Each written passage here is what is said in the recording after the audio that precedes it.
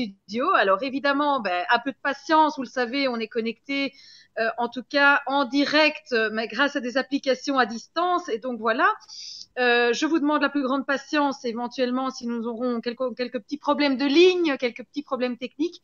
Voilà, en tout cas c'est du direct. Je vous remercie d'être tous et toutes connectés sur Bruxelles Média. Philippe Devos, bonjour et bienvenue dans notre émission Carnet de crise Bonjour.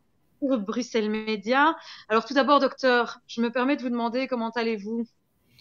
Beaucoup mieux, hein. J'ai donc attrapé le coronavirus il y a maintenant 22 jours.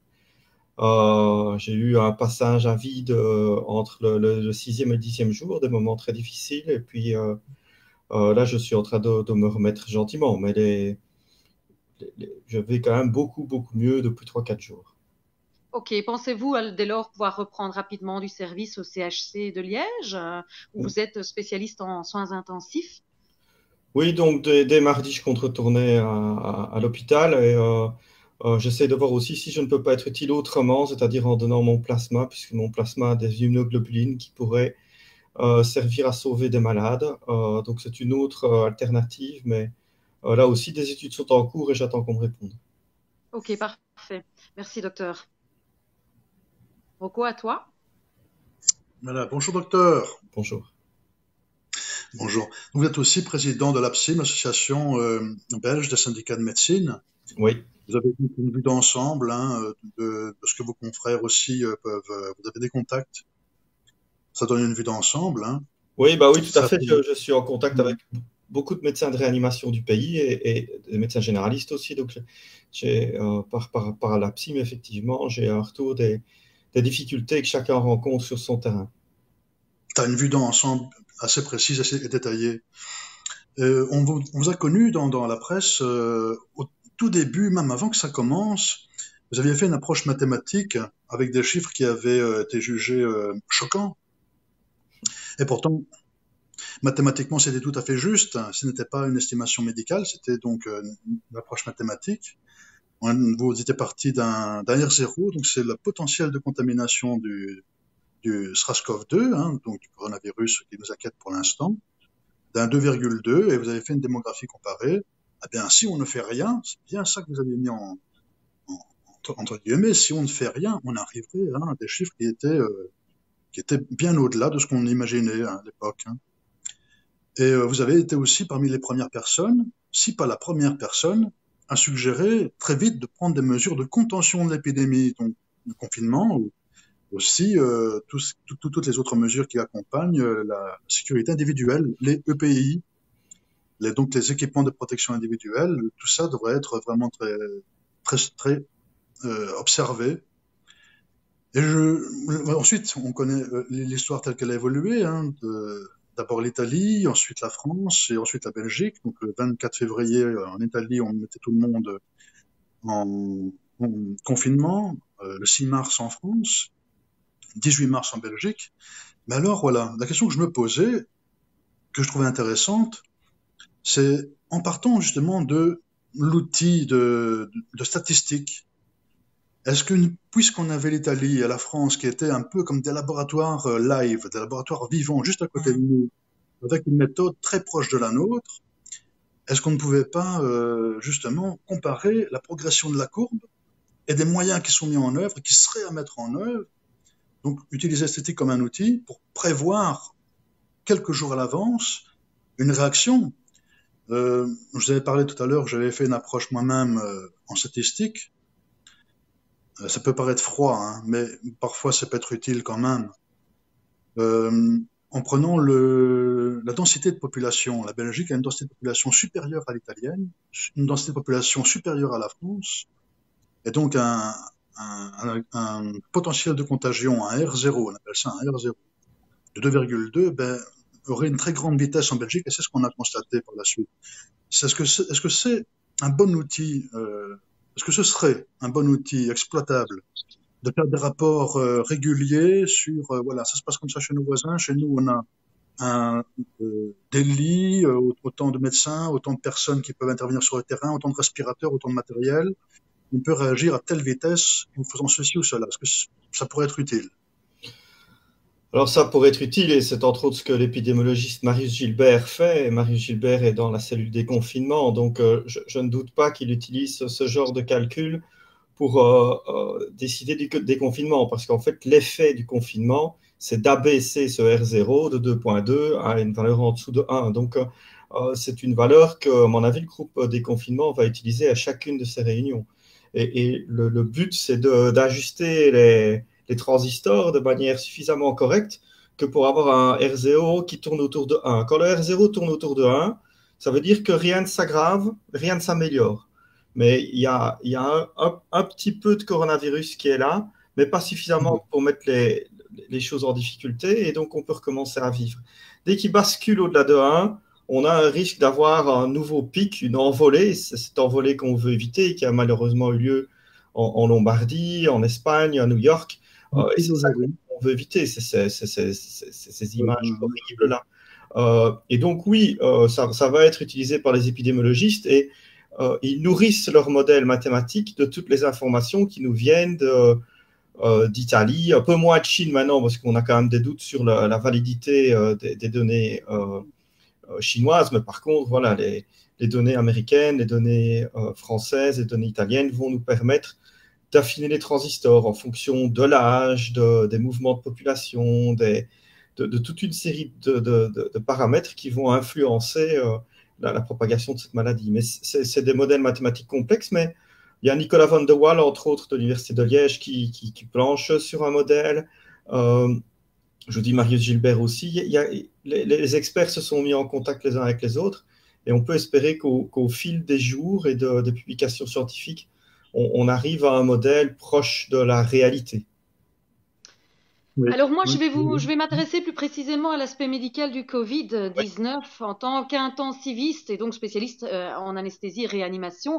Pouvez-vous aujourd'hui affirmer qu'il y ait effectivement plusieurs souches du virus en circulation? Je voulais vous demander en tant que médecin aussi et comme patient averti de nous énumérer éventuellement les symptômes liés au Covid-19.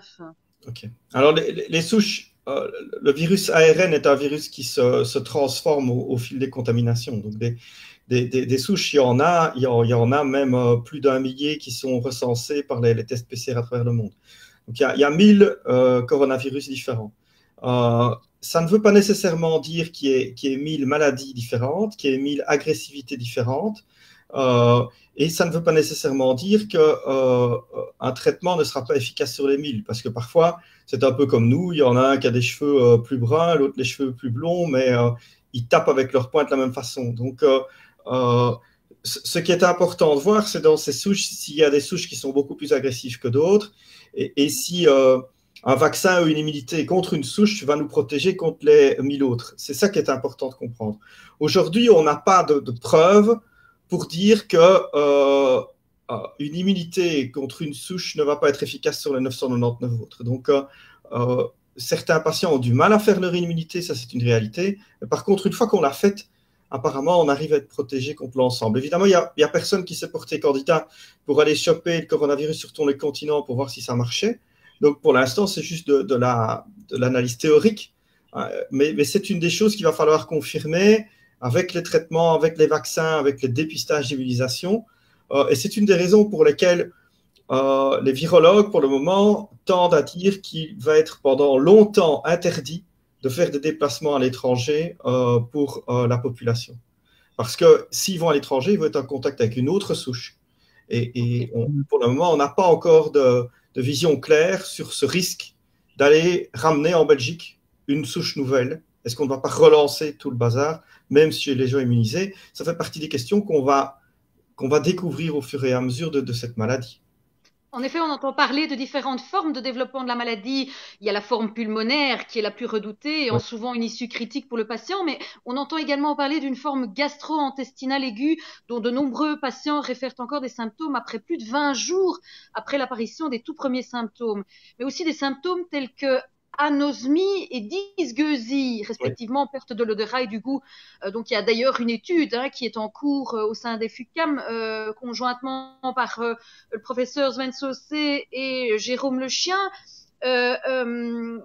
est-ce que vous pourriez nous lister, à proprement parler, les symptômes de l'infection au Covid et nous présenter un peu leur évolution dans une majorité des cas sur les patients? Donc, il y a déjà un certain pourcentage qui, selon les études, varie de 10 à 30% de gens qui ont l'infection, qui sont malades, mais qui n'ont Ok. aucun symptôme, rien du tout. Ok. Donc, ils se baladent, ils respirent, en respirant, ils balancent du virus sur tout le monde, s'ils n'ont pas de masque. Donc, c'est un des intérêts du port généralisé du masque. Parce que ces gens-là ne savent pas qu'ils sont malades, ils n'ont rien du tout, hein. Et donc, ça, en 10 à 30%. Alors, après, ben, il y a les autres. Dans les autres, effectivement, il y en a, je dirais, sur l'ensemble des gens qui ont des symptômes, il y en a 80 à 90% qui ont des problèmes respiratoires. Alors, ça peut être de la fièvre, ça peut être de la toux, ça peut être un espèce de rhume, le nez qui coule, etc., un mal de gorge. Ça peut effectivement être de manière presque isolée, perte du goût ou de l'odorat. Il y a déjà un autre groupe d'ORL qui vient de publier cette semaine une série de plusieurs milliers de patients atteints de perte d'odorat qui montrent un lien avec le Covid. Donc effectivement, ça c'est quelque chose qui est quasi garanti. Mon épouse qui a fait la maladie en même temps que moi a perdu totalement le goût pendant 10 jours. Ok.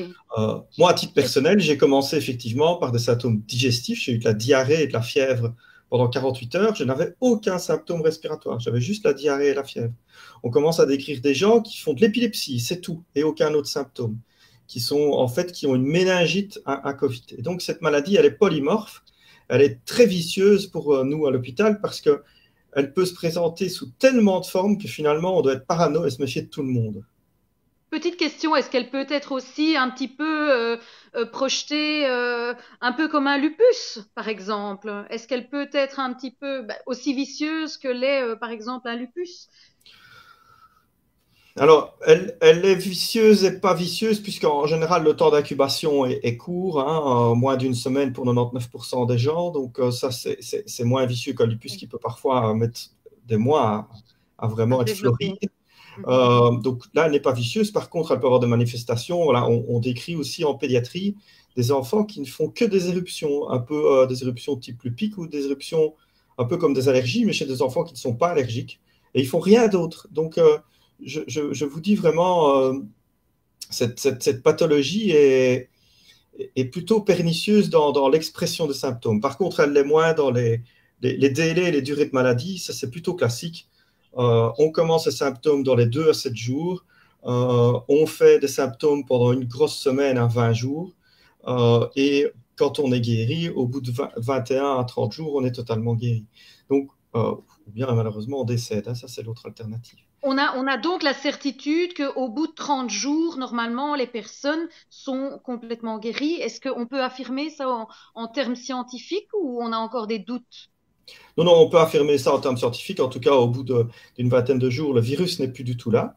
Après, le virus parfois a fait des dégâts corporels et donc on peut mettre plusieurs semaines à récupérer des dégâts corporels, mais ce n'est plus de la maladie, c'est de la convalescence. Donc, ce que vous décrivez avec les problèmes de diarrhée qui perdurent, Tout à fait, effectivement, est connu. tout à Mais fait. quand on fait des tests sur les cellules intestinales, le virus n'est plus là, mais simplement l'intestin a tellement dégusté qu'il doit mettre des semaines à cicatriser. Ok, d'accord. Très intéressant. Merci, docteur. Rocco, je te laisse la parole. Oui, docteur, dans une première vidéo qu'on avait fait avec Ori, on s'était intéressé, en tout cas moi j'avais étudié les phénomènes de société, et donc c'était l'impact des fake news, des informations tronquées et des publicités qui peuvent être mensongères sur les gens, sur la population. J'étais diplômé d'ailleurs de publicité, donc j'avais très très bien appréhendé ce cours, et préhendé plutôt ce cours. Et maintenant, ben, je vois, il y a un autre ennemi que celui que vous combattez, qui va se mettre, ou qui se met déjà hein, dans les pattes des médecins, et quelques-uns ont pris la parole, c'est l'automédication, mais pas seulement le fait de prendre des médicaments, mais des tests aussi qui viennent de Maroc, de Turquie, d'Angleterre, des États-Unis, Israël, tout un tas d'autres pays. Quel conseil est-ce que vous donneriez à ces gens qui sont séduits par des publicités de thérapie, des médecins parfois qui n'ont absolument rien dans, de spécialisé dans la branche hein. Nous avons parlé avec Aurore du docteur Résimond, qui s'occupe de médecine anti-âge et qui fait la publicité de l'hydroxychloroquine pour l'instant. Il multiplie les vidéos et multiplie des interviews alors qu'il ne sait pas de son domaine du tout. C'est un sujet qui est assez polémique, l'hydroxychloroquine, puisque c'est en étude avec d'autres antiviraux, d'autres antibiotiques comme l'azithromycine. Et pourtant, des gens commandent et le montrent sur Facebook. Voilà, moi j'ai pu avoir ça, les gars, je suis très content. Je vais prendre le dosage. Ils ont trouvé un dosage, ils ont trouvé une posologie, alors qu'il n'y en a pas encore. Ils ont trouvé une posologie d'utilisation de ces médicaments. Ils se font des tests eux-mêmes. Avec quel réactif? C'est ça qui est très étrange. Donc, ils ne se rendent pas forcément compte de ce qu'ils font. Quels conseils on pourrait donner, vous pourriez donner à ces personnes qui se laissent séduire par des solutions simples et illusoires?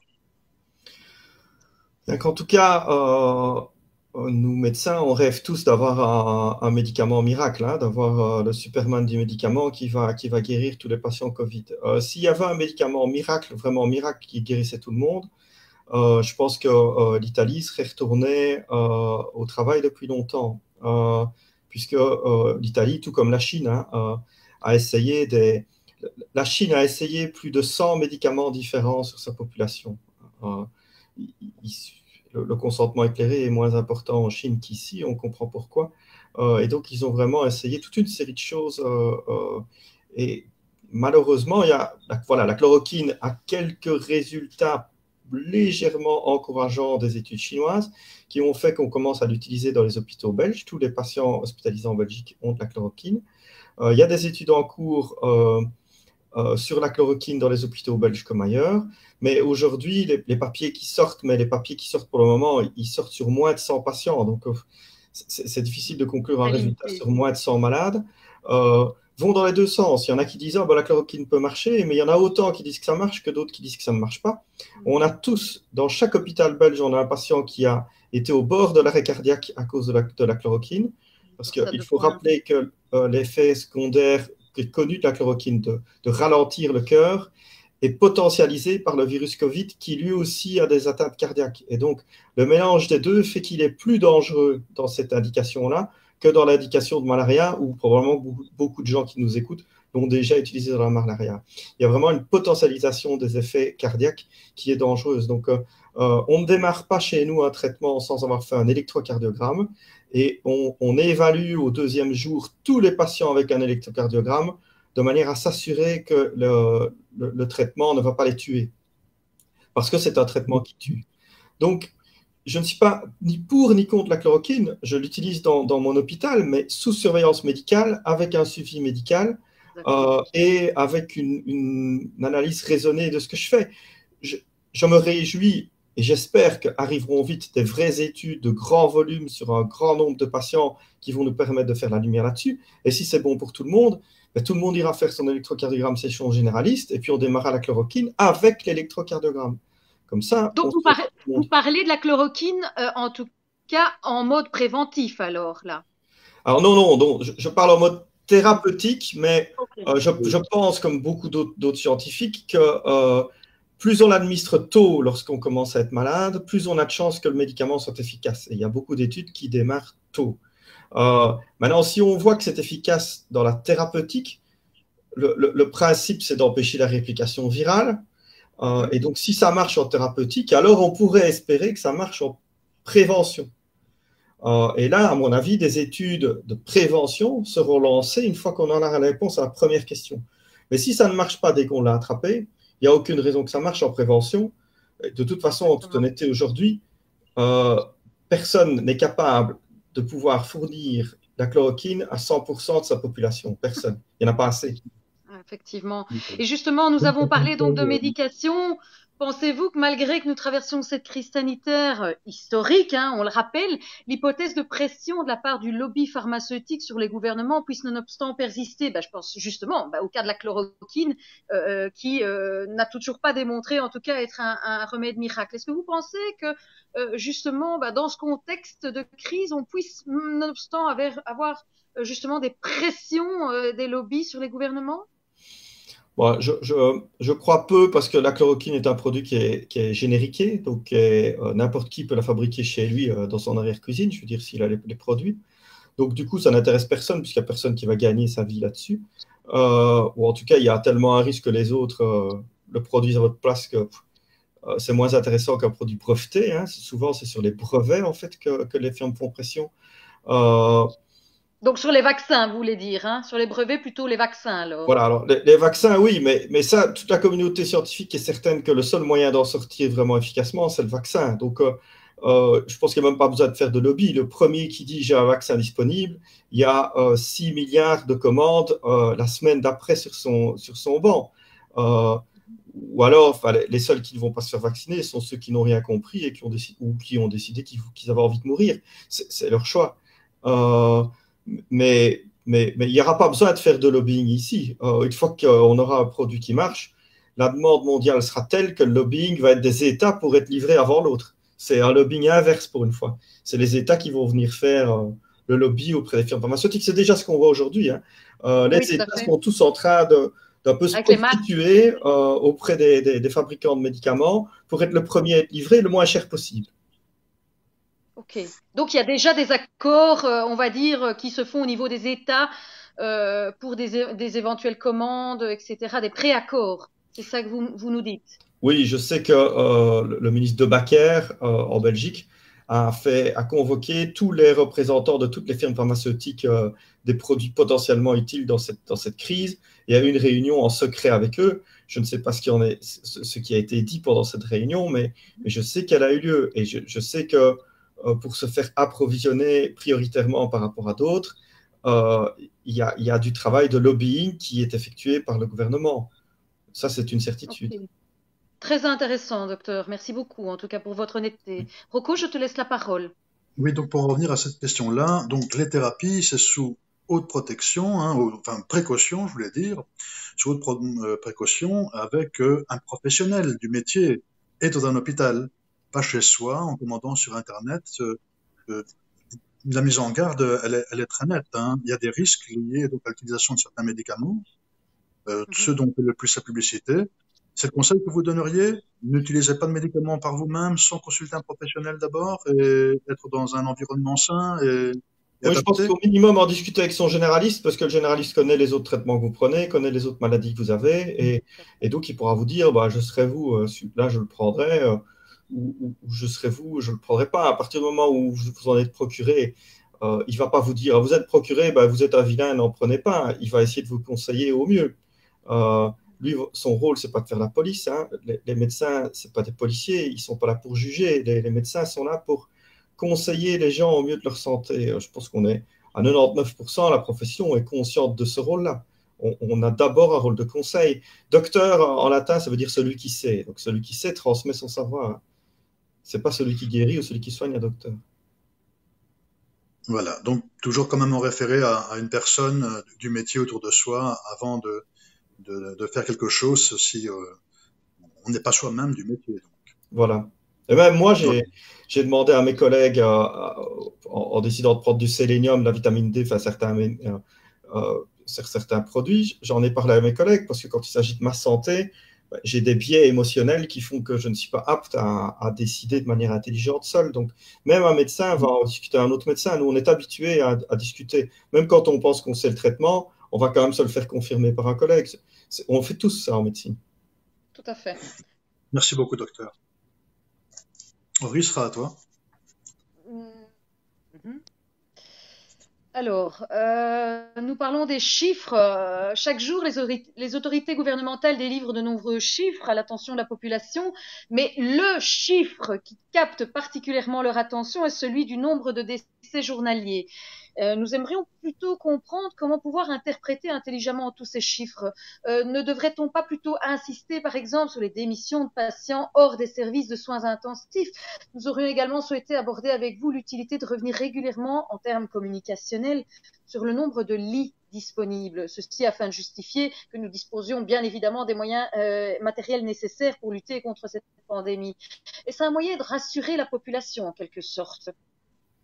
Alors, donc, il y a plusieurs questions. La première question sur la mortalité. La mortalité est un sujet, enfin, malheureux, intéressant, entre guillemets, en termes scientifiques. Hein, par contre, totalement émotionnellement déprimant quand on l'entend. Hein, c'est voilà, cette maladie est une horreur.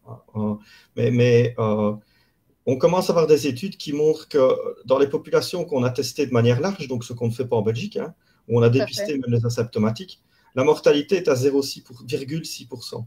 Et donc, à partir de cette mortalité, on sait en tirer le nombre de patients infectés dans la population et on sait avoir une idée de la tranche de population qui reste à risque et la tranche qui est libérée du risque. Ça permet d'aider à décider des déconfinements et ça permet d'aider d'évaluer le risque d'avoir un deuxième pic après ce premier pic. Donc, c'est utile pour ça. Pour le reste, c'est inutile, à part effectivement à faire angoisser les gens ou à ce que certains fassent le comparatif entre pays pour voir si on est mauvais ou si on est bon. Parce que finalement, moi, je ne me préoccupe guère. J'essaye juste qu'il y ait le moins de morts possible, peu importe si on est dans la tranche des mauvais ou des bons. On doit être dans ceux qui en sauvent le plus de vies possible, point. Ça, c'est mon avis. Alors, les lits de soins intensifs, c'est intéressant parce qu'on sait que dès que les lits de soins intensifs arrivent proche de la saturation, la mortalité explose. La mortalité passe de 0,6% à ce que je disais, à 3, 4, 5, 6, 7, 8%. Parce qu'on ne sait plus soigner personne. C'est-à-dire ni les gens qui doivent aller aux soins intensifs parce qu'ils ont le coronavirus, mais ni les gens qui doivent aller aux soins intensifs parce qu'ils ont fait un accident de voiture, parce qu'ils ont fait un infarctus, que sais-je. Donc on ne soigne plus personne et c'est pour ça que la mortalité flambe. Et donc, c'est utile de savoir quelle marge nous avons encore. Ce que je peux juste reprocher dans le système belge, c'est que aujourd'hui, finalement, on sent qu'on a une plus grosse pression sur la disponibilité des médicaments qui nous permettent de faire des soins intensifs que plutôt que sur le nombre de lits ou le nombre de respirateurs que nous avons. Et donc, voilà un vrai chiffre pour pouvoir comparer le danger d'être saturé, de ne plus savoir soigner finalement. Puisque c'est ça le danger, c'est de ne plus savoir soigner. Par rapport à la réalité de terrain, c'est plus le nombre d'ampoules de médicaments disponibles qui serait utile que le nombre de lits de soins intensifs dans la situation actuelle. Et ça, c'est un chiffre que l'État dispose, mais qu'il ne donne pas. Donc vous êtes, en quelque sorte, il y a un manque de communication de la part du gouvernement vers, en tout cas, les autorités sanitaires. C'est ça que vous nous dites? En tout cas, vers les hôpitaux et vers les médecins. Alors, les autorités sanitaires, je ne sais pas s'ils parlent avec eux, puisque, de nouveau, personne n'a accès aux procès-verbaux de tous ces groupes d'experts. Hein. Tout ça est gardé bien secrètement dans des casiers. Mais par contre, nous, en hôpital, on nous livre des médicaments. On nous dit, voilà, vous avez des médicaments pour 7 jours. Et quand on leur demande, oui, mais au 8e jour, qu'est-ce qui se passe? La réponse est toujours la même. Ressonnez-nous, on vous dira. Voilà, c'est de la médecine au jour le jour que vous faites pour l'instant. Pour le moment, je ne sais pas combien de malades dans mon service je vais être apte à soigner dans 15 jours. Voilà. Ok.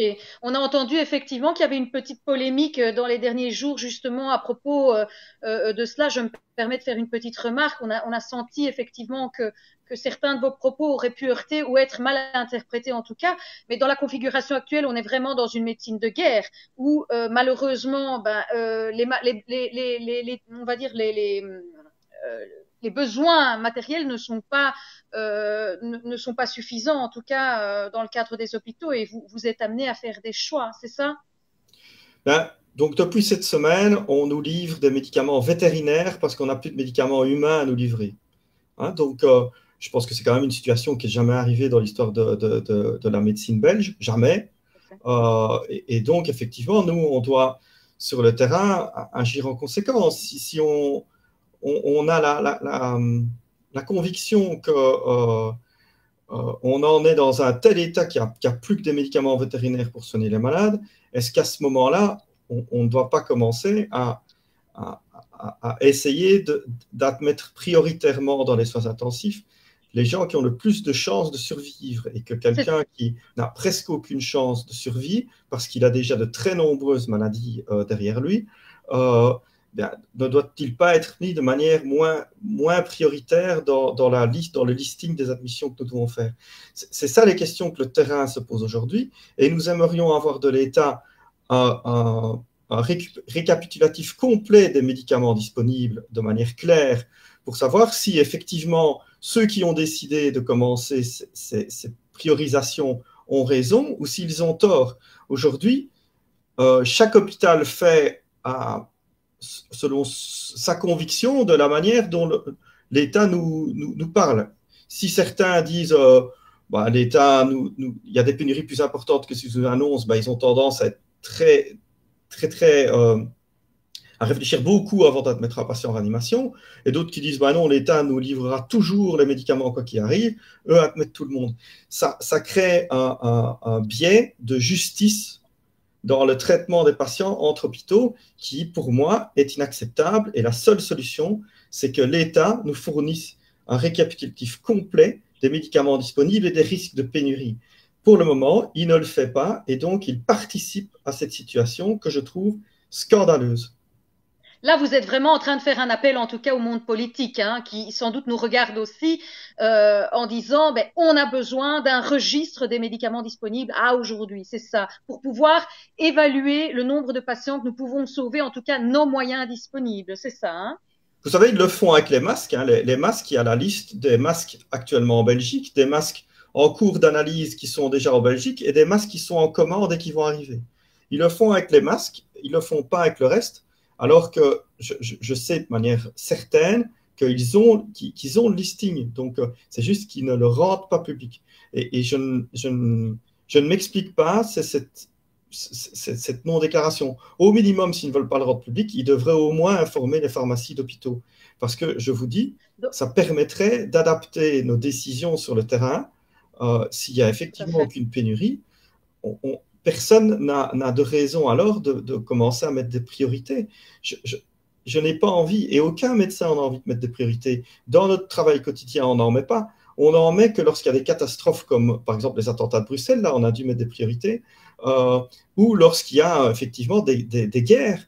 Donc voilà, on demande juste à ce qu'on puisse travailler avec les vrais chiffres pour prendre des décisions sereines et basées sur des fondements scientifiques et pas sur de l'émotionnel.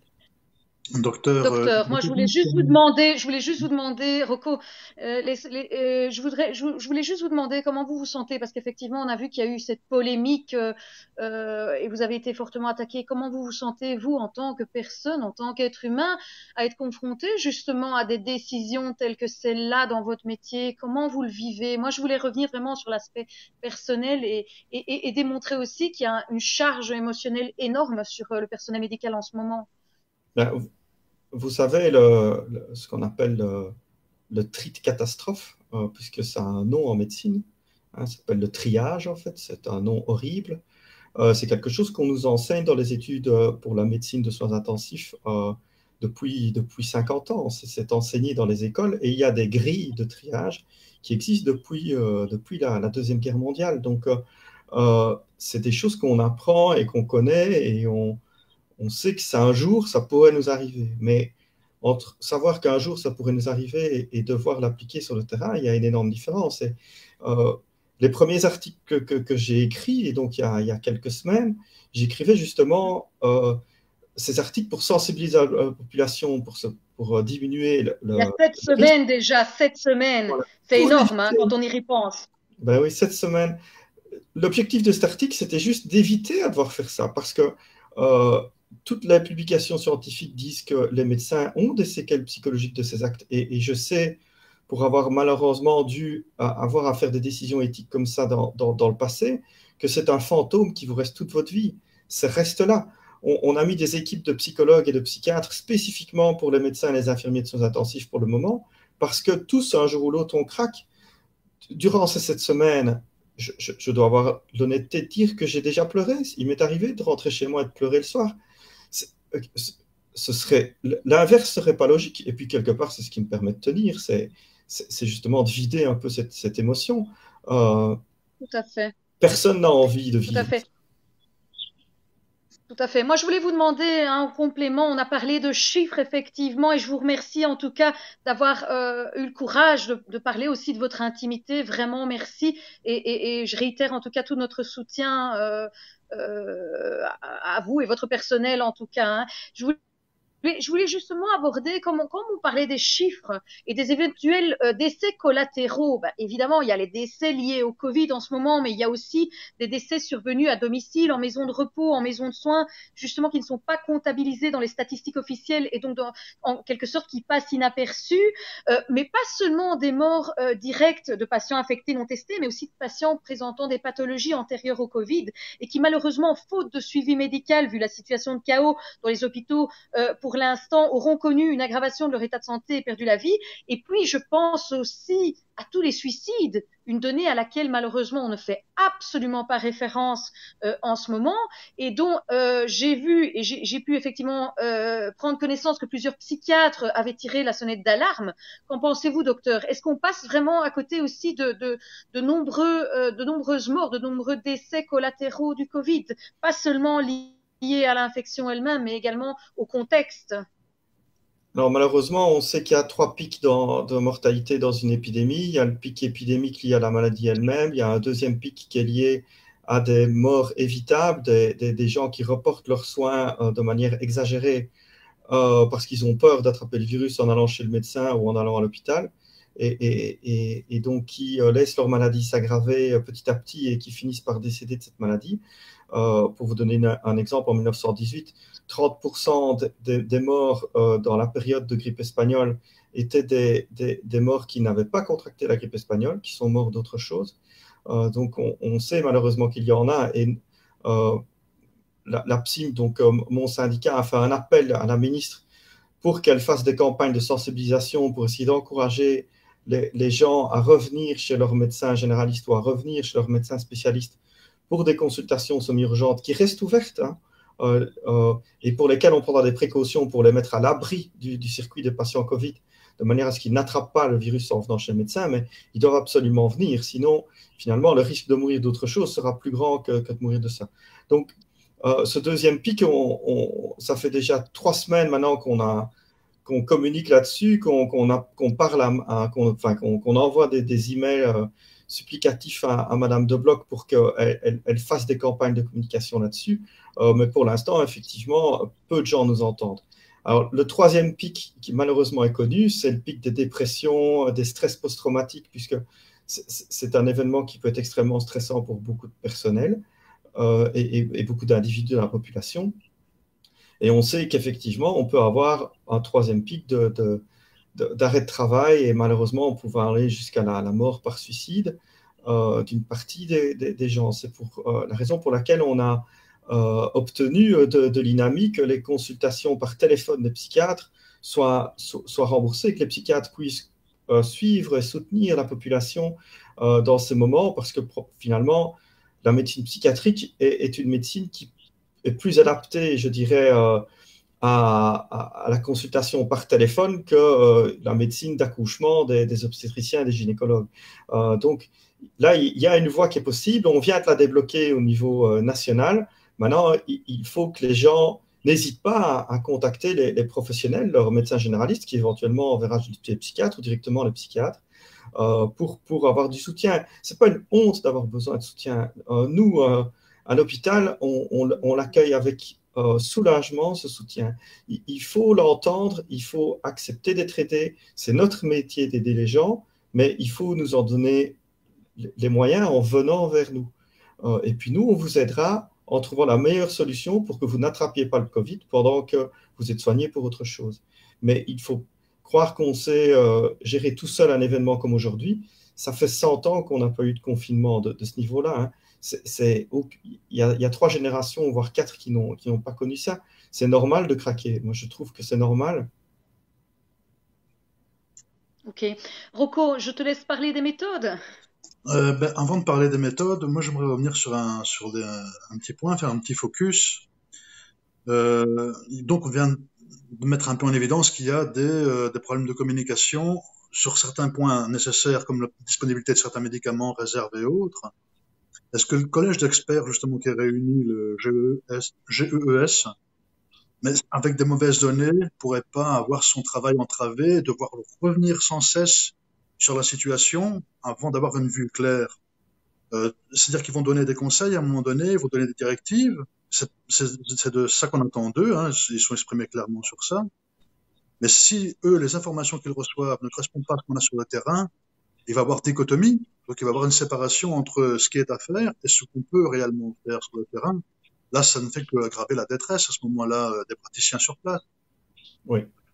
Donc, c'est une des raisons pour lesquelles, de nouveau, l'APSIM communique avec ces groupes d'experts. On envoie des mails et on les informe du vécu de terrain, en leur donnant des exemples concrets, en leur disant d'aller téléphoner dans tel et tel hôpital pour se prendre conscience des choses, de manière à pouvoir donner peut-être un contre-avis à certaines personnes qui voudraient être trop optimistes. Le but n'est pas de faire du catastrophisme, puisque c'est vis-à-vis de ce groupe d'experts et pas vis-à-vis du public, mais le but est simplement de les aider à prendre les décisions les plus adéquates possibles, parce qu'effectivement, une décision d'un déconfinement, par exemple, qui n'est pas prise sur les bonnes données, va entraîner un reconfinement encore plus sévère et encore plus long. Donc, c'est dans l'intérêt de tout le monde qu'ils aient la meilleure information possible pour décider. Voilà, d'où le rôle central de l'APSIM qui est vraiment très important au niveau de l'information vers les groupes d'experts et vers l'État lui-même, vers le gouvernement lui-même. Ils doivent absolument tenir compte de toutes les informations que leur délivre l'APSIM. C'est central. Je voulais parler d'autre chose. Il y a une question que je voulais développer. Elle peut paraître basique, mais pourtant, je vois bien qu'une majorité des gens pataugent sur ce point. Alors, on entend parler de courbe, d'aplatissement de la courbe. On retrouve ça si on recherche un peu sur Internet, flatten the curve, flattening the curve, flat off the curve. Donc des méthodes qui essayent de maintenir la courbe en dessous des moyens dont dispose le pays ou du nombre de lits de respirateurs qu'ils peuvent mettre en œuvre sur le terrain pour lutter contre l'épidémie. Mais techniquement, donc comment ça fonctionne? Comment on met en œuvre une méthode telle que celle-là, le flatten the curve, le confinement? Quels sont les outils qu'on utilise réellement et voilà, avec quelle efficacité aussi, si c'est possible de le savoir. Donc, on sait que normalement, une épidémie comme de la grippe, etc., ça fait vraiment un pic très, très montant. Donc, vraiment une augmentation des infectés qui va très vite. Et donc, très vite, on arrive à des chiffres d'infectés très élevés. Alors, quand c'est une maladie comme la grippe qui a une faible mortalité et qui a un faible taux d'hospitalisation, finalement, c'est pas très grave d'avoir un pic très, très, très solide. C'est pas très important. Par contre, ici, la difficulté de cette maladie, c'est que 6% des gens qui l'ont se retrouvent à l'hôpital. Et donc, enfin, 20% des gens qui l'ont se retrouvent à l'hôpital plutôt, et 6% des gens se retrouvent aux soins intensifs. Et donc, le risque, c'est d'engorger les soins intensifs.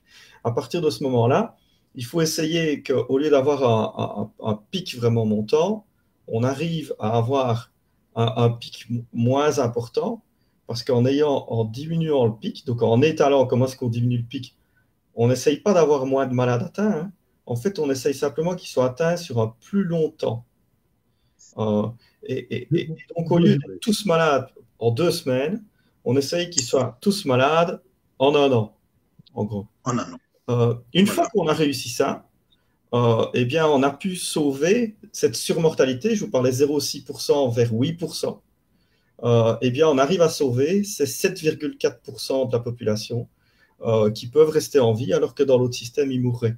Et comme je dis, ces 7,4%, ce que les gens doivent comprendre, c'est que c'est de la mortalité tout venante. En empêchant l'aplatissement, en permettant l'aplatissement de la courbe, et en ne saturant pas les soins intensifs, on donne aussi leur chance à quelqu'un qui fait un infarctus, on donne aussi sa chance à un jeune joueur de foot qui s'écroule sur le terrain en arrêt cardiaque, on donne aussi sa chance à un type qui revient de boîte de nuit et qui se plante en bagnole. Tous ces gens-là, si on n'aplatit pas la courbe, meurent. Et donc, en fait, c'est un risque pour 100% de la population. Il ne faut pas croire qu'on fait ça pour les personnes âgées. Quand on aplatit la courbe, on fait ça pour tout le monde. Et si on échoue dans l'aplatissement de la courbe, c'est tout le monde qui risque de mourir. Alors, il faut rester chez soi, ne plus rien faire, ne plus toucher son électricité, ne plus changer son four et attendre avec la panique que quoi qu'il vous arrive, si vous vous coupez un peu, vous pouvez mourir. C'est ça qui se passe quand on n'aplatit pas la courbe. C'est ça qui se passe en Lombardie.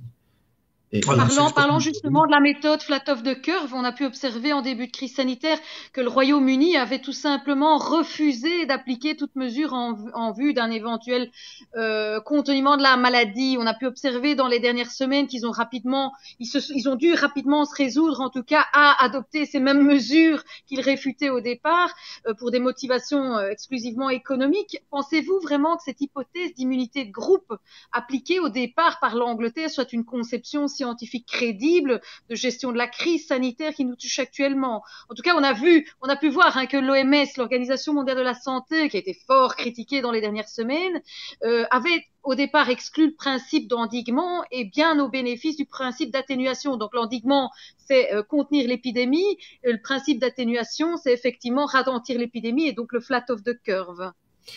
Donc, il faut comprendre qu'on n'est pas tous égaux dans les pays du monde avec le nombre de respirateurs et le nombre de lits de soins intensifs.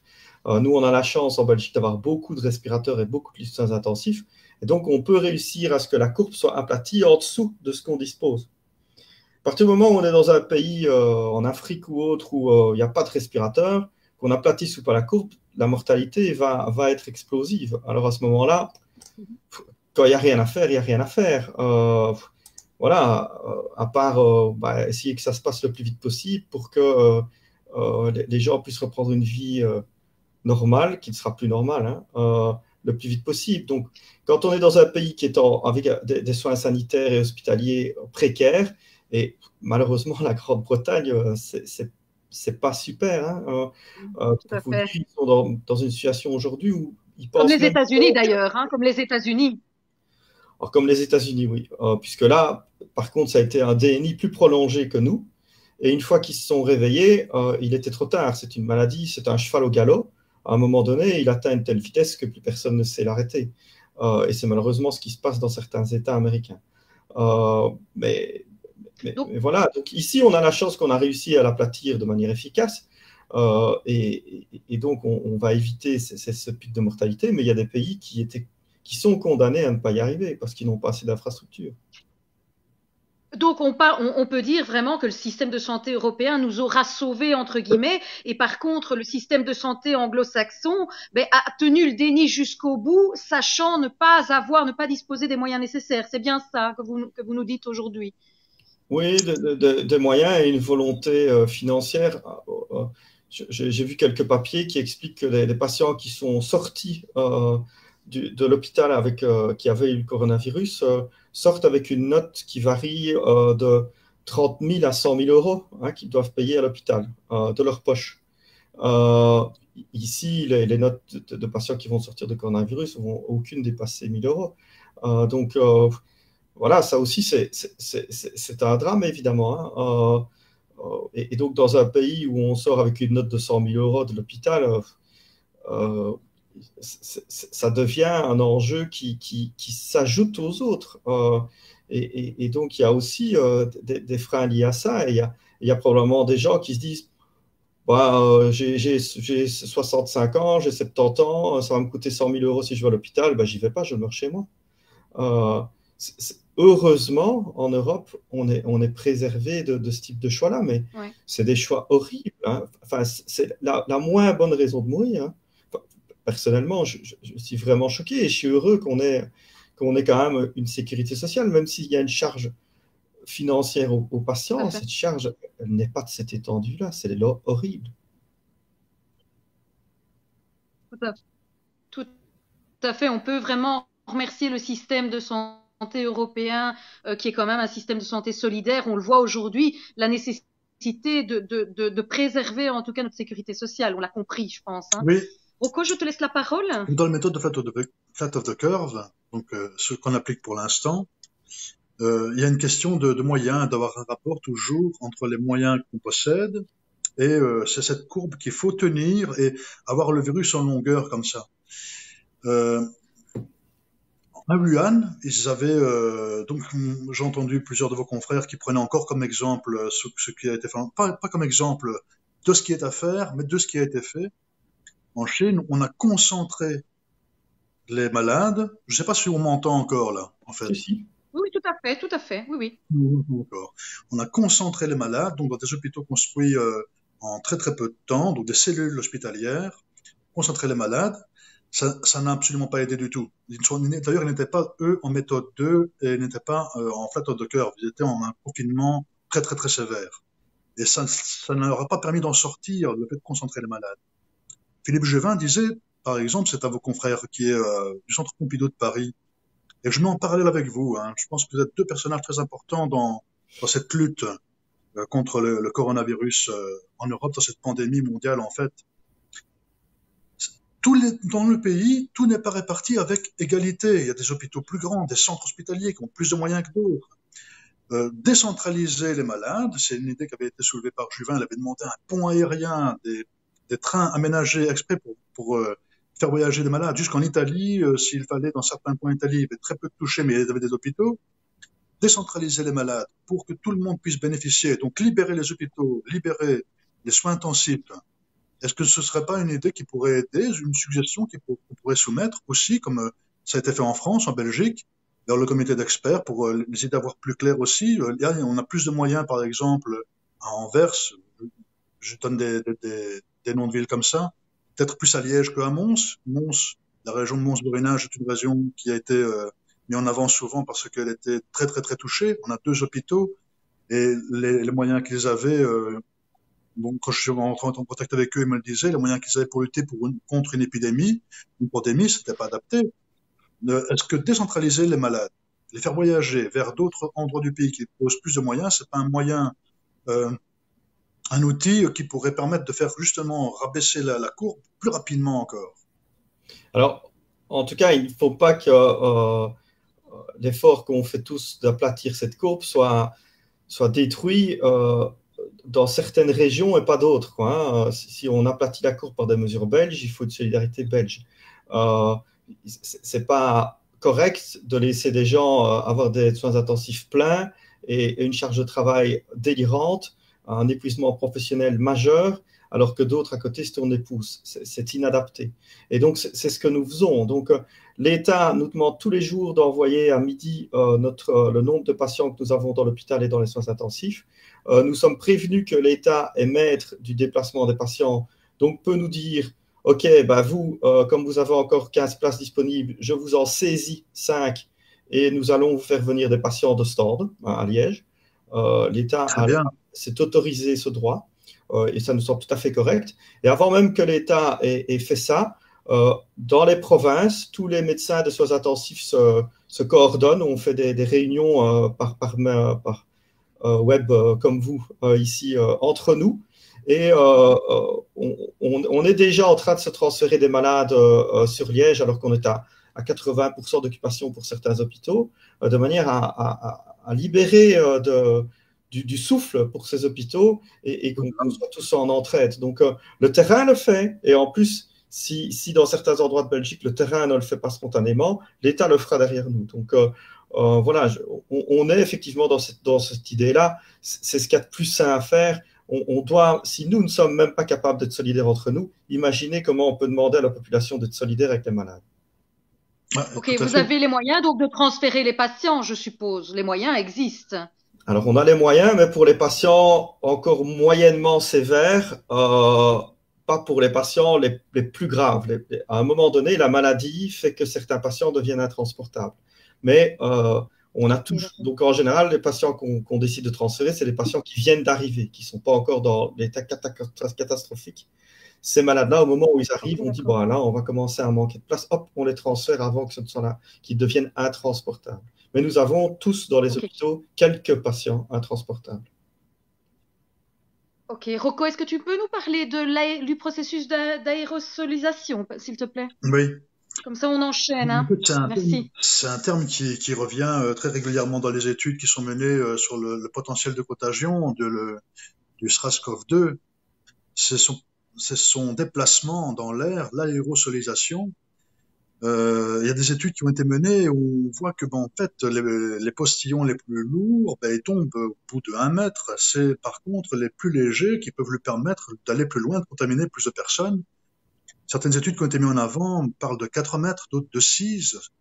Une qui a été adoptée en France, c'est une théorie qui dit, enfin c'est pas une théorie, c'est une étude qui qu'il montre encore présent à 8 mètres du malade.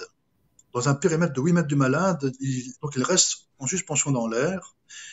Et ça lui permettrait donc de contaminer des gens qui sont même loin du malade. On est loin du mètre 50. Donc, Oui. dans la Belgique, elle a adopté quel point de vue pour lutter contre l'aérosolisation? Quel conseil? Je n'ai pas encore entendu beaucoup de conseils à propos de ça, d'ailleurs, dans la presse belge, à propos de l'aérosolisation de ce virus. Il y a beaucoup de gens qui prennent l'air, même à deux, c'est permis, voilà. Il y a des règles, on suit les règles de confinement, absolument sans masque. Et on est à 3-4 mètres les uns des autres en plein air, mais finalement, ça fait beaucoup de gens même s'ils viennent chacun du même domicile, à deux, ça fait 40 personnes dans des parcs, très rapidement. Donc, il y aurait une possibilité, s'il y a aérosolisation, qui se contamine quand même, sans le savoir, en respectant quand même les règles. L'aérosolisation, ne serait-ce pas un point très inquiétant qu'on devrait un peu plus insister dans les médias, par exemple? Qu'est-ce que dirait un médecin à propos de ça? Alors, il faut comprendre que tous ces papiers sur l'aérosolisation de ce virus sont des papiers récents. Hein. C'est des papiers qui sont tous sortis dans les 15 jours. Donc, ce que le gouvernement et les scientifiques disaient il y a un mois, ben, à cause de ces papiers-là, vous pouvez, les interviews d'il y a un mois ne sont plus du tout valides. Et c'est pas que c'est des girouettes ou qui changent d'avis, c'est simplement que la science, elle est basée sur des faits, et que quand on n'a pas les faits, ben, on est prudent. Par contre, quand on a les faits, ben là, c'est évident pour tout le monde.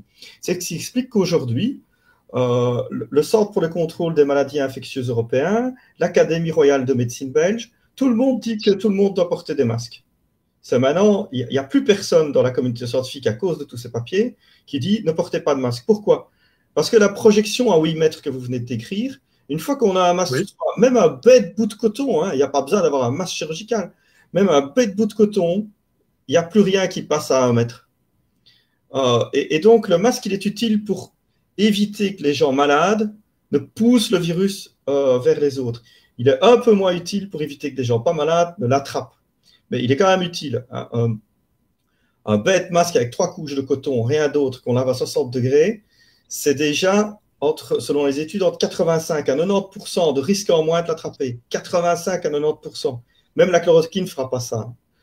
Et donc, le masque, à faire maison, hein, je vous dis, il n'y a pas besoin de 3 couches de coton. On prend on coupe le t-shirt en 3 morceaux. Il y a des tutos sur Internet. Vous prenez 2 morceaux de tissu, il est fait. Hein, et vous le lavez tous les jours à 60 degrés. Il n'y a rien de compliqué. Et il y a des milliers de gens en Belgique qui sont sur leur machine à coudre aujourd'hui. Pourquoi est-ce qu'on dit ça maintenant? À cause de ça. Et effectivement, il y a aussi des études en Chine qui montrent qu'avec l'air conditionné, un patient qui était à une table a réussi à contaminer quelqu'un qui était à 6 mètres de lui parce que l'air conditionné a poussé le virus dans la mauvaise direction. Et on remarque que quand il y avait des gens qui étaient malades juste sous l'air conditionné, ils arrivaient à contaminer très loin. D'autres qui étaient malades, qui n'étaient pas juste sous l'air conditionné, ils contaminaient personne parce que le vent n'allait pas dans la bonne direction.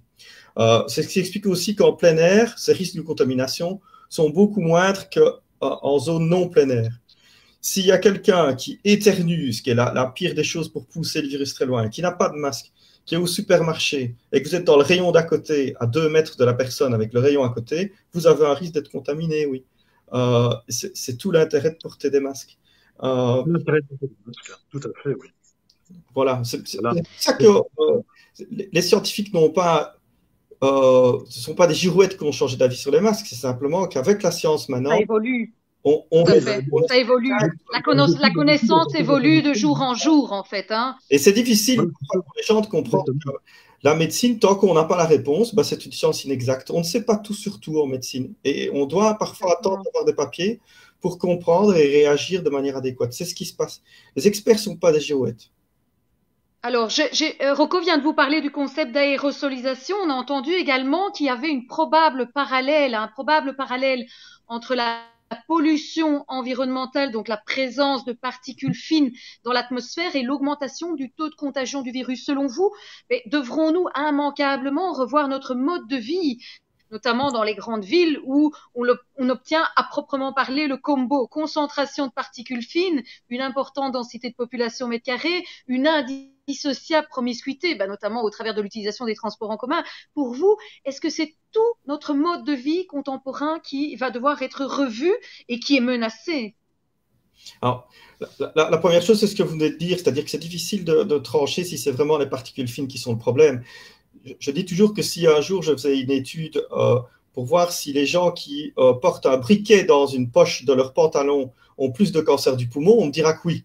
Et donc la conclusion stupide à faire, ce serait de dire qu'il faut que tout le monde utilise des allumettes pour allumer ses cigarettes plutôt que des briquets et que ça résoudra le problème. Donc il faut faire très attention à ces liens entre quelque chose qu'on observe et autre chose qu'on observe. Parfois, il y a des liens directs. Et ici, dans les particules fines, je pense qu'effectivement, on voit que les endroits où il y a le plus de particules fines sont les endroits où il y a le plus de densité de population. Donc, est-ce que c'est lié aux particules fines ou aux densités de population? Là, il y a encore un débat. Peut-être que dans 2 semaines, je vais vous dire, on est sûr, c'est les particules fines parce qu'il n'y a plus de débat. Mais aujourd'hui, il y a un débat et donc je vais faire comme avec les masques. Je vais vous dire que pour l'instant, il y a un doute. Ce qui me surprend aussi, c'est qu'on voit que les particules fines continuent à être très élevées dans certaines régions, on l'a vu ces jours-ci, alors qu'il n'y a plus de voitures. Et donc, pendant tout un temps, on a dit qu'il y avait un lien entre voitures et particules fines, que la solution, c'était qu'on passe tous aux voitures électriques pour résoudre le problème. Et puis finalement, c'est pas ça. Alors, ça va être encore plus difficile, parce que si on vous dit, voilà, finalement, c'est les particules fines, que faut-il faire? En fait, aujourd'hui, visiblement, personne n'a la réponse là-dessus. Alors, je préférerais me concentrer sur des choses où je sais faire quelque chose de manière certaine, comme le port du masque, que de me concentrer sur des particules fines où finalement, je subis les particules fines comme vous, mais finalement, on n'est même plus sûr de d'où elles viennent. C'est dingue, mais c'est la réalité. Exactement. Je ne vais pas dire aux gens d'arrêter de se chauffer et de vivre avec 5 anoraks chez eux, parce qu'il y aura trop de particules fines. Donc, il faut aussi nous permettre à tous de continuer à avoir une vie, alors je ne dis pas normale, et je ne dis pas qu'il ne faudra pas rien changer quand on sortira, mais on a des besoins, vous l'avez décrit, entre autres psychologiques, de vivre entre nous. On a besoin d'une union sociale, et ça fera peut-être plus de dégâts de les interdire au long terme que les dégâts du coronavirus. Donc, il faut toujours faire une balance entre le bienfait et la maléficence d'une décision avant de la prendre. Ça va être ardu, ça va être super difficile, et quelque part, je suis content de ne pas être ministre, je vous le dis. On voit d'ailleurs que le gouvernement italien est déjà en train de réfléchir avec un groupe d'experts comment en fait remodeler la société. Ils ont parlé notamment des transports en commun qui deviennent vraiment extrêmement problématiques dans la situation. Donc ils ont abordé le sujet des transports en commun. Ils sont en train effectivement d'étudier la question, parce que ce sera vraiment la grande inconnue. Est-ce qu'on pourra continuer à utiliser dans les grandes villes les transports en commun, alors que ça a été ces 10 dernières années, on a vu vraiment qu'on a promu, on a poussé surtout à Bruxelles, par exemple, avec le ministre Smet qui poussait à utiliser les transports en commun, qui a fait la lutte un peu contre les voitures de société. Et on voit aujourd'hui qu'on doit faire un pas en arrière. On est confronté à une grande inconnue par rapport à cette promiscuité, je pense, docteur. C'est tout notre mode de vie, de sortir des campagnes, de se concentrer dans les villes avec les risques que ça induit, donc les embouteillages si on se concentre dans les villes avec des voitures, les transports en commun, l'hygiène dans les transports en commun, le nettoyage 1 fois par jour et pas 40 fois par jour, le comportement des gens dans les transports en commun, des gens qui crachent par terre. Voilà, on l'a tous déjà vu quand on a pris le métro dans quelques villes que ce soit. Donc, il y aura des choses à réfléchir dans notre mode de vie. Tout bannir, c'est un peu précoce. Réfléchir à une remise en route progressive des choses, avec peut-être des périodes où on est plus drastique parce que c'est l'hiver, parce qu'on sait qu'il y a un virus qui arrive, parce que quelque part, la veille mondiale antivirale permet quand même d'avoir quelques semaines avant d'agir. Alors, si on est comme nous avons été dans les pays européens en déni pendant ces quelques semaines en disant c'est une grippette, fatalement, là, il vaut mieux bannir les transports en commun tout le temps, puisqu'on ne sera pas capable de réagir. Si on a maintenant l'aptitude intelligente de réagir au bon moment, on pourrait imaginer des mesures qui soient uniquement temporaires et spécifiques pour des périodes spécifiques. Moi, je pense que c'est ça qui est quand même plus intelligent. On a un coronavirus tous les 100 ans, ou l'équivalent avec la grippe espagnole. Dire qu'on arrête tous les trains en Belgique pour un truc qui arrive tous les 100 ans, ça me paraîtrait être l'excès inverse. Maintenant, il faut une culture raisonnée et rapide, et que la population sache que hop, ça peut changer à tout moment, et qu'elle y soit préparée. Ça, elle doit être éduquée à ça, dès l'enseignement primaire. Donc, moi j'ai entendu quelque chose d'important dans votre discours. Vous dites vraiment que les États européens ont été dans le déni, selon vous?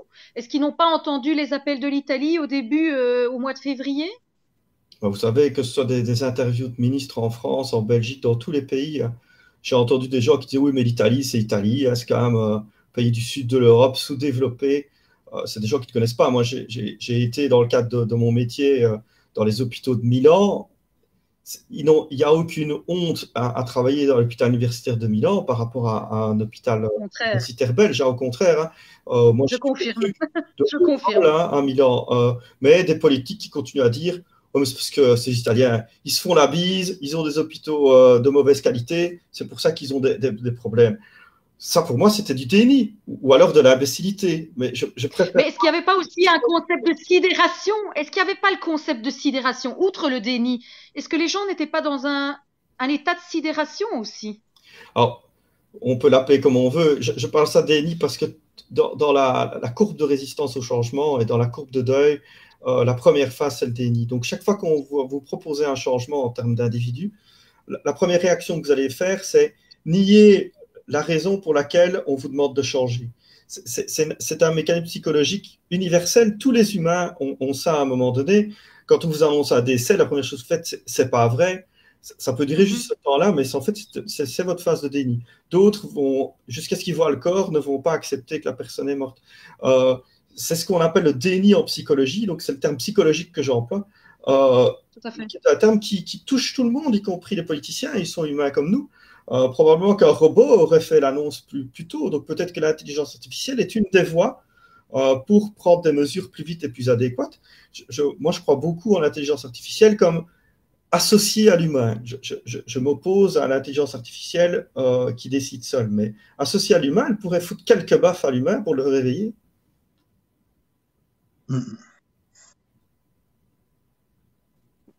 Dans des cas comme celui-ci. Philippe, oui, je vous ai pas entendu. Docteur? Ah voilà, parfait. Parfait. Rocco, je te passe la parole. Je vous vois pas, hein, donc ça m'a perturbé un petit peu tout au long de l'intervention. Oui, c'est assez compliqué. Non, mais il n'y a pas de problème. Oui, mais moi j'avais... on a pensé qu'Ori, il y a une question subsidiaire qui s'impose elle-même. Vous avez dit, hein, ce qui est vrai à 10 heures peut être faux à midi, suivant l'évolution des études. Hein, on ne peut pas avoir de certitude tant qu'on n'a pas tous les éléments. Il y a des éléments qui se rajoutent tous les jours. Et maintenant, on parle tout doucement et ça met du baume au cœur à la population. On parle de déconfinement. Et là, je vois pourquoi ils sont du baume au cœur. Pas parce qu'ils sont forcément contents de reprendre une vie normale, mais parce qu'ils s'imaginent, et là c'est inquiétant, que c'est la fin de la pandémie. Ils sont déconfinés parce qu'il n'y a plus de risque. Et on parle de barbecue, de s'organiser ceci, de s'organiser cela, alors qu'en fait, le déconfinement est nécessaire déjà économiquement, c'est intenable. Il faut absolument qu'il y ait une économie qui puisse réalimenter tout ce système de soins déjà. C'est pas inépuisable. Il faut que les gens puissent reprendre une vie aussi. Ça, c'est très important. Mais le risque ne devient pas zéro du jour au lendemain parce qu'on déconfine. Donc, comment est-ce que vous diriez ça en termes médicaux, en termes clairs, que le déconfinement n'est pas égal à la fin de la pandémie? Alors, en tout cas, le déconfinement pour ce pic-ci ne va pas être la fin de la maladie. Ça, c'est malheureusement une certitude. Ce qui sera la fin de la maladie, c'est le vaccin. Avant le vaccin, la maladie ne terminera pas. Donc, la fin de cette maladie est prévue dans 12 à 18 mois, pas avant. Pendant 12 à 18 mois. Nous allons vivre autrement. Alors, est-ce que nous allons vivre confinés comme aujourd'hui? Il y a moyen que non. Les autres pays nous montrent qu'il y a moyen de s'en sortir mieux qu'aujourd'hui. Et ce moyen, c'est de lever une série de mesures de manière progressive, de manière à ce que nous, dans les hôpitaux, on continue à avoir des patients Covid qui arrivent pendant ces 12 à 18 mois. Moi, le Covid dans mon hôpital sera la réalité de mon quotidien pendant 18 mois. Voilà. Mais tant qu'on ne dépasse pas, qu'on a aplati cette courbe, finalement, on peut continuer à relancer la vie progressivement. Et on sait qu'une fois qu'on a cassé la courbe, pour qu'elle redémarre, il faut des événements de masse ou des contaminations non stoppées à temps pour pouvoir relancer un risque de pic et réobliger tout le monde à se confiner comme nous le faisons. Et donc, si tout le monde écoute et modifie légèrement sa vie pendant ces 12 à 18 mois, on peut arriver à ne pas avoir un confinement de masse. Si les gens se disent, je suis libéré, délivré, je vais faire la fiesta et on va faire des lockdown parties secrètes, Là, on retombera dans un deuxième confinement majeur. Très vite, ça pourrait être quasi 3 semaines après la levée des déconfinements. Donc, les gens doivent vraiment comprendre que notre vie va être modifiée pendant 12 à 18 mois, pas autant qu'aujourd'hui.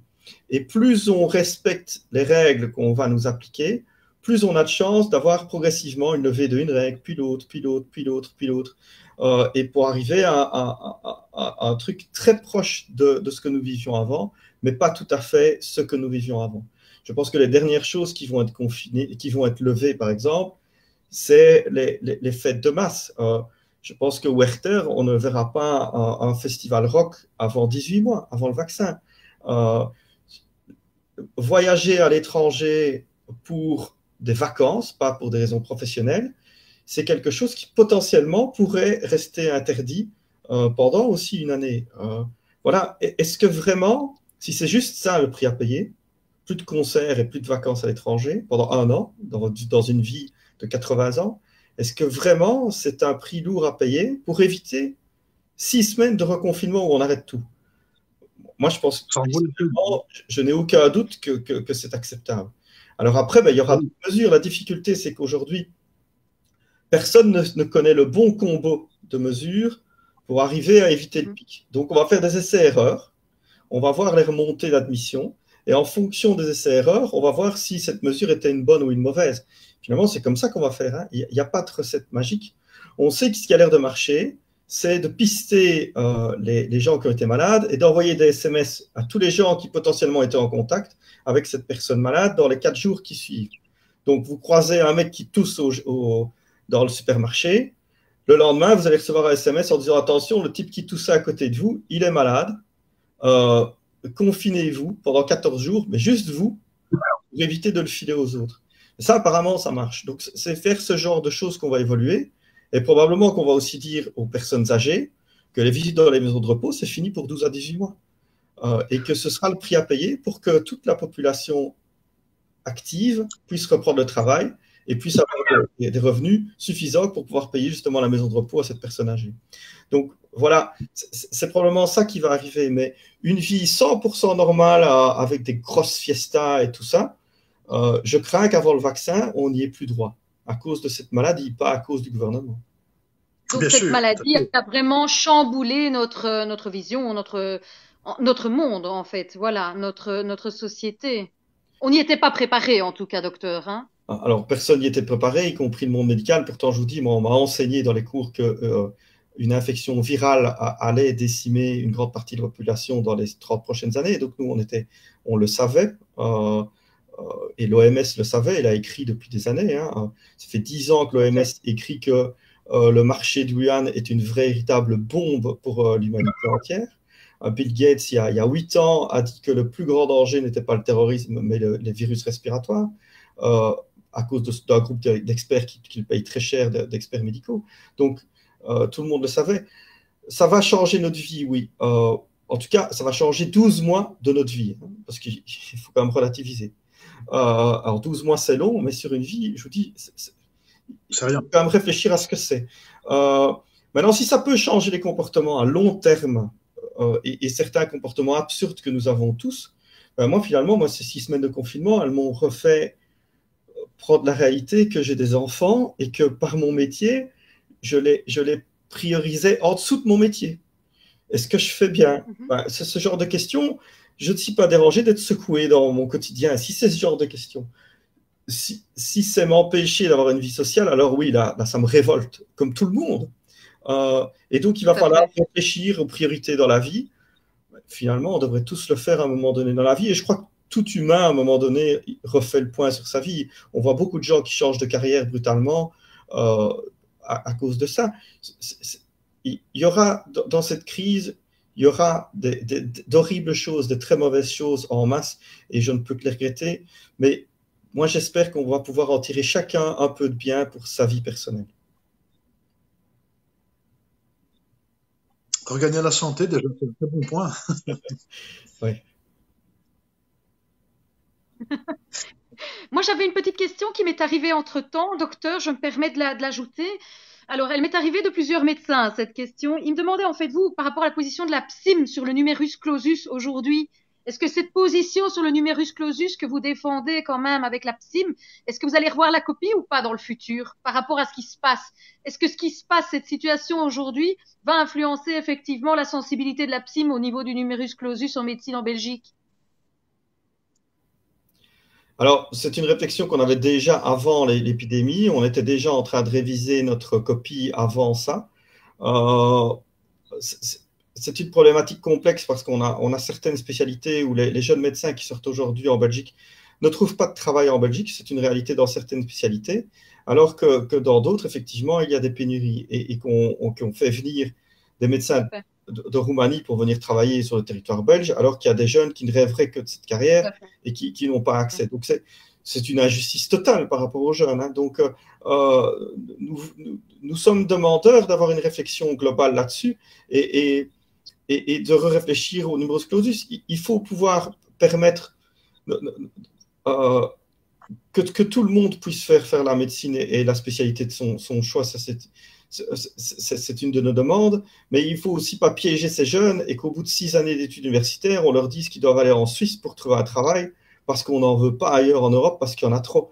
Or, certaines spécialités, c'est leur réalité. Donc, il faut trouver un équilibre. Il faut peut-être faire des numerus clausus dans certaines spécialités uniquement et pas d'autres, de manière à rouvrir le champ des possibles. On est demandeur d'une réflexion et on n'a pas de tabou sur ce sujet. Simplement, on veut qu'il n'y ait personne qui soit mis sur le bord de la route. J'ai un copain, moi, qui n'a pas trouvé de boulot et qui est aujourd'hui en Suisse contraint et forcé parce que toute l'Europe l'a foutu dehors. C'est pas gai à vivre, quoi. Je ne souhaite pas ça à mes enfants. Mais il faut trouver un équilibre et réviser la réflexion est une possibilité. Mais je vous redis aujourd'hui, c'est pas le nombre de médecins qui est la problématique, c'est les médicaments. Hein. Il faut quand même pas utiliser ce truc pour discuter de débats qui n'ont pas lieu d'être. Qui n'ont pas lieu d'être. Mais on est sensible à ces jeunes et je vous dis, je trouve absurde ces événements qui arrivent, d'avoir des médecins qu'on va chercher en Roumanie parce qu'on n'a pas assez de médecins belges. C'est délirant. Tout à fait. Je voulais vous demander par rapport à la polémique qui a eu lieu cette semaine sur vos déclarations dans C'était pas tous les jours dimanche. Est-ce que vous voulez rajouter quelque chose pour en tout cas, moi je voulais en tout cas comme journaliste parce que ça me semble évident et important de laisser à la personne le moyen de s'exprimer parce qu'évidemment il se peut aussi que vos propos aient été détournés ou en tout cas aient été sortis de leur contexte. Est-ce que vous voulez ajouter quelque chose et en tout cas éclaircir les propos que vous avez tenus la semaine dernière, docteur? Moi, je vous donne l'occasion parce que je trouve quand même, d'une certaine manière, et sans prendre position injuste, la polémique naissante.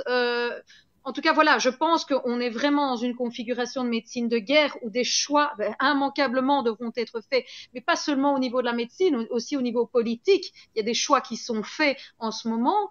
Je voulais vous laisser en fait l'occasion de pouvoir éclaircir cette polémique et de passer un message, en tout cas, à la population. Voilà. La difficulté, c'est qu'on m'a demandé de réagir par rapport à une décision de confrères dans un hôpital spécifique.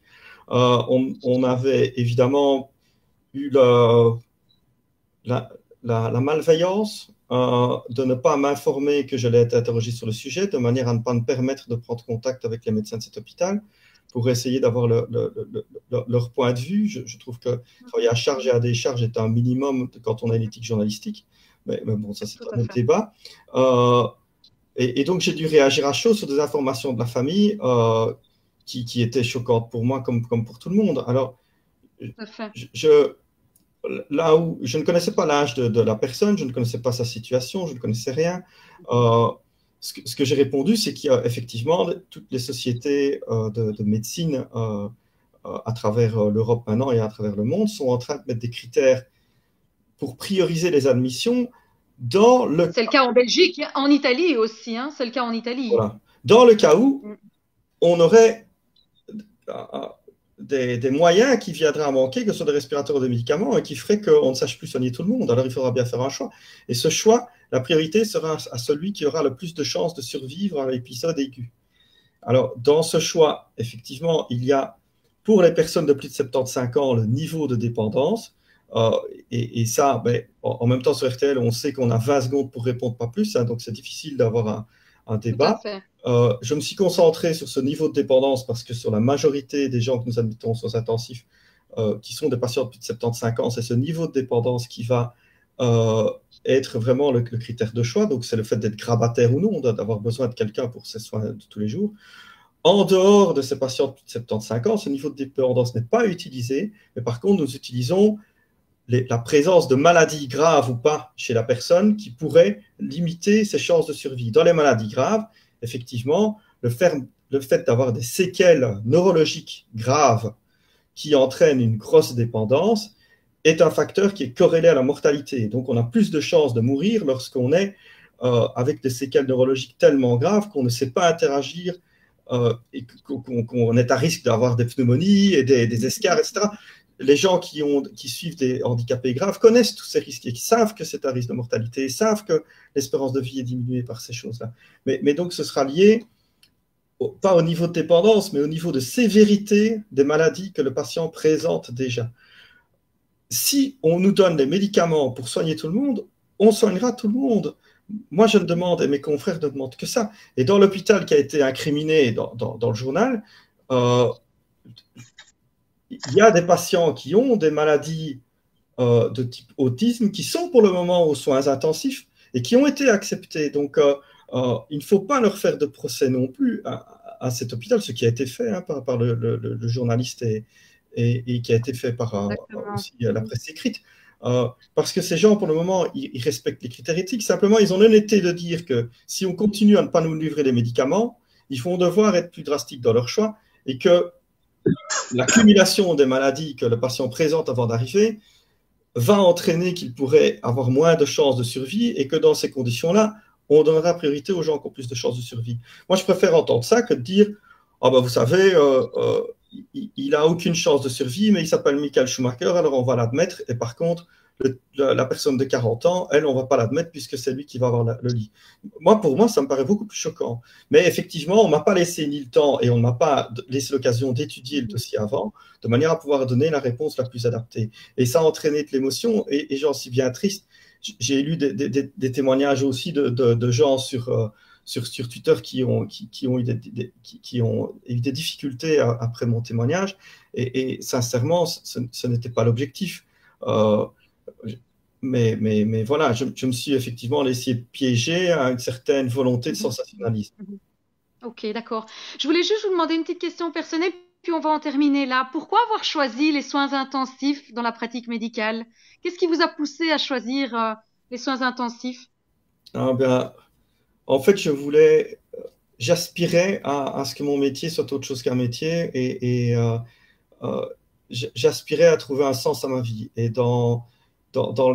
via mon métier. Et dans le cadre de ce sens à ma vie, être dans une unité où on a la chance de pouvoir sauver des vies me paraissait être ce qui apportait le plus de sens à ma vie.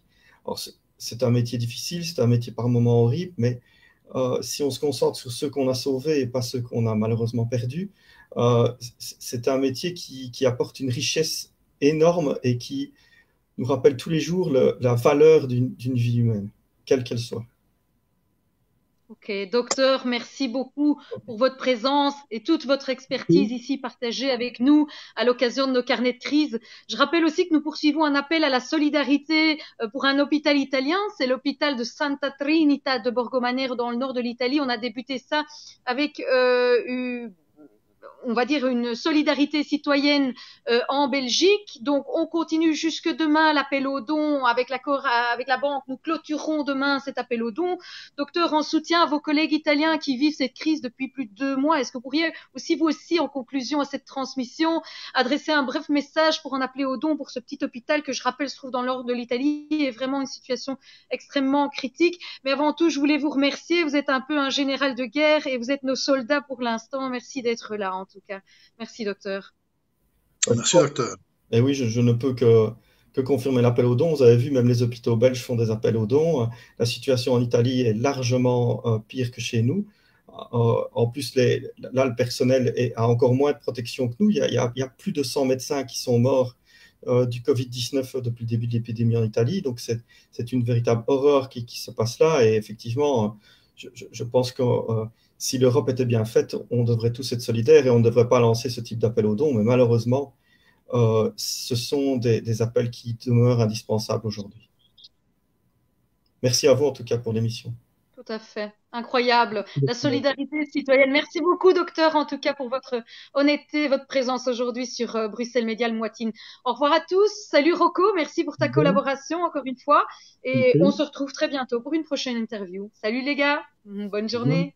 Bonne journée.